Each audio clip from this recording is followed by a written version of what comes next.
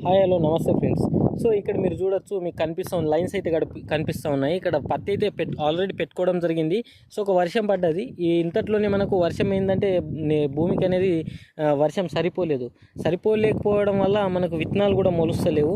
So అదేవిధంగా next వచ్చేసి కూలి వాళ్ళు కూడా విత్తనాలు పైనకే వేయడం జరిగింది, పైననే విత్తనాలు వేయడం జరిగింది. సో విత్తనాలు ఎప్పుడైనా మనం వేసుకునేటప్పుడు ఒక 2 ఇంచులన్నా మనకు లోపట్లో వేసుకుంటే మనకు విత్తనాలు కూడా ఖరాబ్ కావన్నమాట. సో ఇట్లా పైననే పడేస్తే కొద్ది వరకు చిన్న చిన్న వర్షాలు పడితే కూడా సరైన విత్తనాలు నాని సరైన జర్మినేషన్ రాదన్నమాట. సో వర్షాలు లేక ఇప్పుడు మనకైతే 2-3 రోజులు అవుతుంది.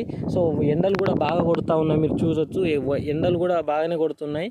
సో మీరు ఎప్పుడైనా భూమి మంచిగానే 1 ఫీట్ వరకు నానిన తర్వాతనే విత్తనాలు అనేది పెట్టుకోవాలన్నమాట.